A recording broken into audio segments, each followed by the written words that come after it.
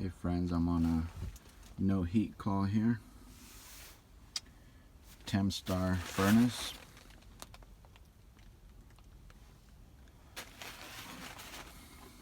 Single stage, 80%er. Look at the venting.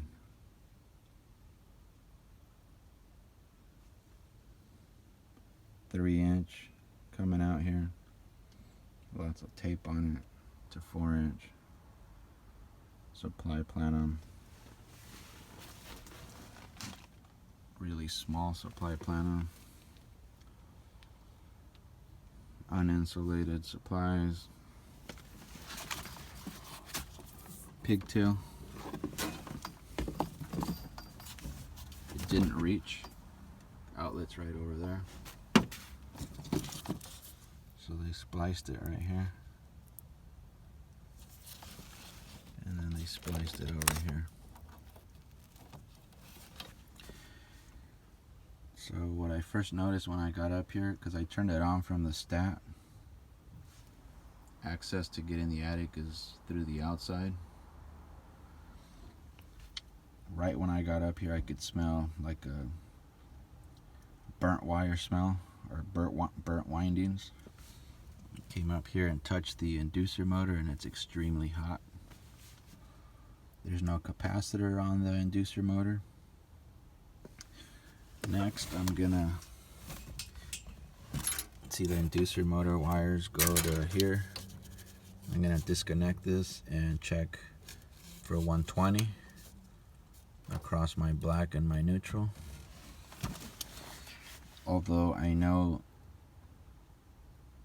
99% I am gonna have 120, because like I said, the motor is extremely hot, so it's gotta be receiving power. Next step would be to take the screws off. There's like 3 or 4 screws. Pull the inducer out and make sure there's no bird or anything stuck inside of it. Alright, because sometimes if a bird's stuck in it, a lot of times you pull the bird out, inducer starts working fine after that. But I have a feeling most likely this one's going to be a burnt motor. But since it's about 23 years old, ductwork's pretty bad. There's a lot of leakage. Got the wrong plenums on it. Gas line's not up to code. I am going to be recommending a new furnace on this one for sure. But first I'm going to check 120 there, and I'll let you guys know what happened, and then I'll pull the inducer out, see what's inside. Alright guys, so I do have 120 to my inducer.